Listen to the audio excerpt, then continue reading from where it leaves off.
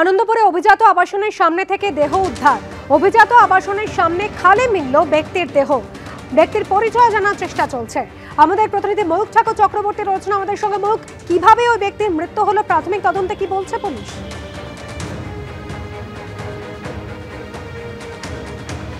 দেখো, এই মুহূর্তে আমরা ঘটনাস্থলে রয়েছি, সরাসরি ছবি দেখাচ্ছি। আমরা একদম আনন্দপুরে অভিজাত কমপ্লেক্সের সামনে রয়েছি। আমাদের ক্যামেরা পার্সন শ্যামল জানাকে বলবো দেখানোর জন্য যে এই কমপ্লেক্সের সামনে দেখো খাল রয়েছে এবং এই খালের ঠিক সামনে একটা অবৈতনিক প্রাথমিক বিদ্যালয়। সেই অবৈতনিক প্রাথমিক বিদ্যালয়ের সামনে এই মুহূর্তে কলকাতা পুলিশের তরফ থেকে কিন্তু সার্চ অপারেশন চলছে। একটু আগেই এক ব্যক্তির দেহ এখানে উদ্ধার করা হয়। মধ্যবয়স্ক এক ব্যক্তি, তার পরনে কালো জামা রয়েছে এবং খালের মধ্যেই তাকে পড়ে থাকতে দেখা যায়। এই মুহূর্তে দেখো যে জায়গার ছবি আমরা সরাসরি দেখাচ্ছি, সেখানে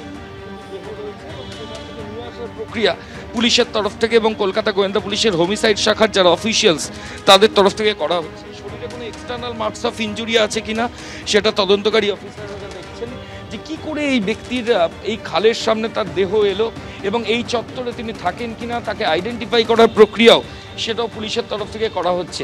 যেটা বলা হচ্ছে যে একটা আনন্যাচারাল ডেথ কেস, অস্বাভাবিক মৃত্যুর মামলা ইতিমধ্যে রুজু করা হয়েছে। শরীরে কোনো ইনজুরি মার্ক আছে কিনা সেটা পোস্টমর্টমের সময় ক্লিয়ার হবে। এই মুহূর্তে আনন্দপুর থানা থেকে বিরাট ফোর্স তারা এসেছে। একদিকে যেমন দেহ উদ্ধার, এরকম খাল, নির্জন জায়গা, পাশে অভিজাত কমপ্লেক্স।